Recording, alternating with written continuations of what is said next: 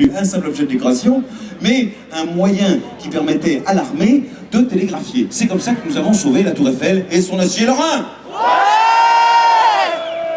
Est-ce que j'attaque tout de suite le Crétacé supérieur ou est-ce que M. Porte est prêt? Ah, attendez, non Didier, n'entrez pas tout de suite, je dois les préparer psychologiquement.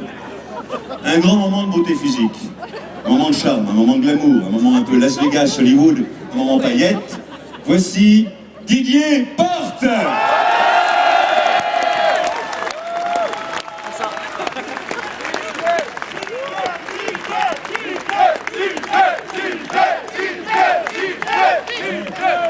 Ce qui se passe, c'est que le 7 mai, on va le guillotiner.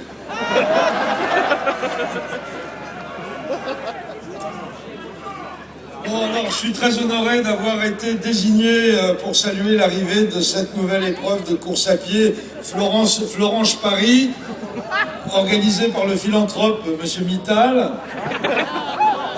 Notre président du peuple, M. Nicolas Sarkozy, se joint à moi pour vous féliciter.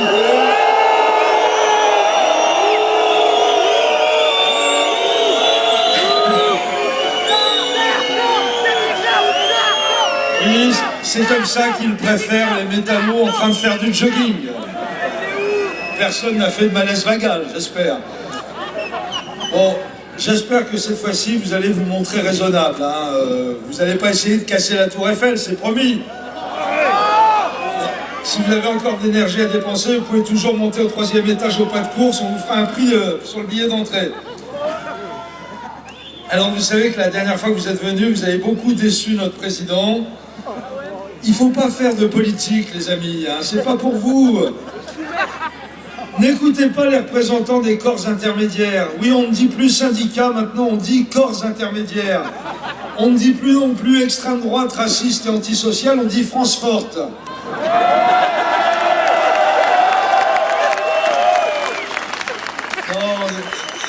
N'écoutez pas les corps intermédiaires, ils vous manipulent.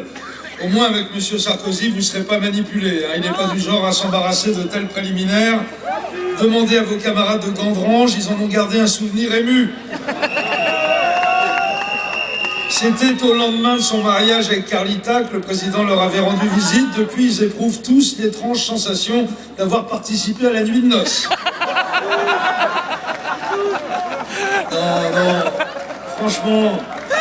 franchement, vous n'avez pas besoin des syndicats pour parler à votre place. C'est tout à fait superflu. Alors que vous avez la chance d'avoir Nadine Morano pour vous représenter.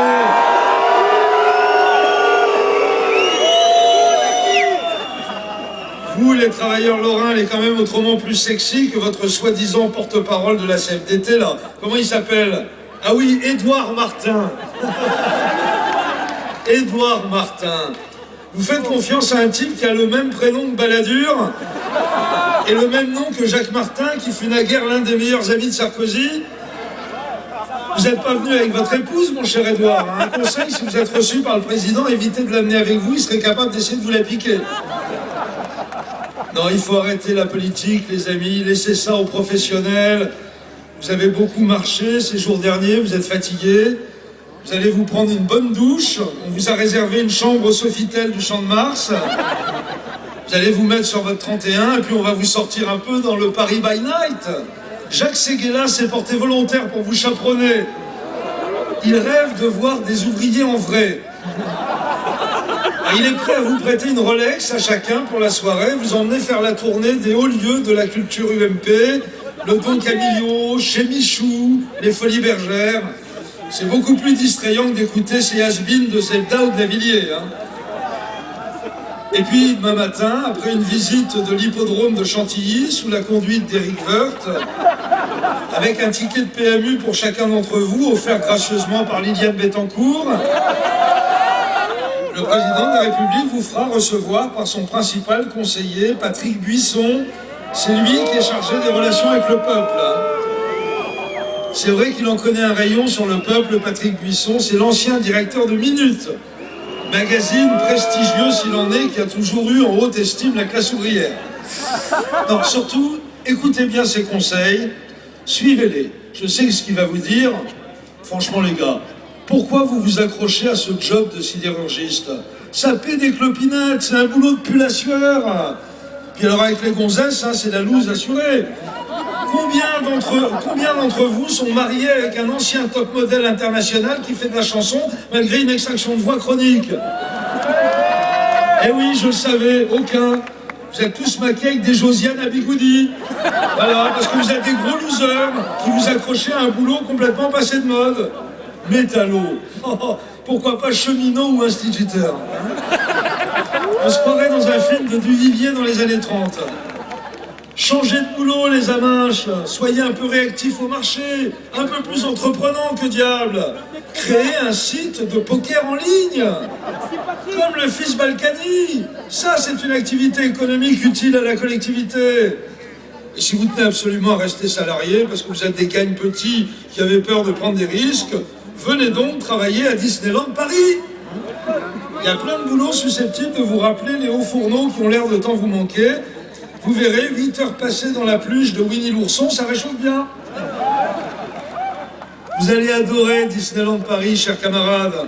En plus, c'est le berceau de la culture sarkozyste.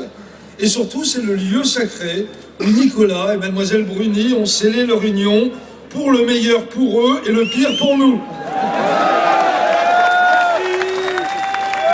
En clair, c'est là que Carlita a décroché la queue du Mickey.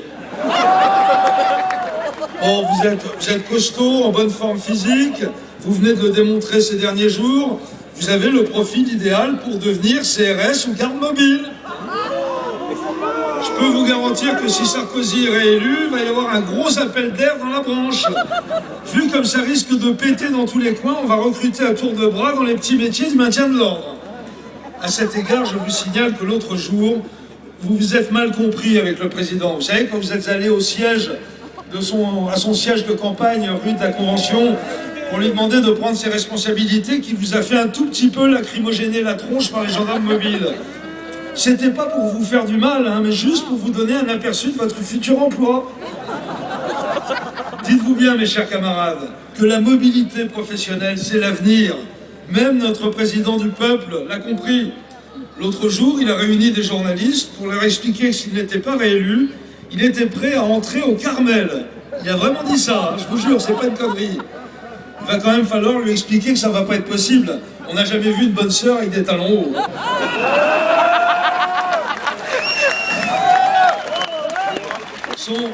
Son ami Jacques Séguéla a une autre version. Dans une interview à VSD cette semaine, il déclare que s'il est battu, je le cite, Nicolas Sarkozy créera un fonds de pension. Quand je vous disais qu'il avait la fibre sociale, notre bon président, allez, aidons-le à créer un fonds de pension, loin, très loin, du côté des îles Caïmans. Faisons-lui la misère dans les urnes, virons-le. Salut!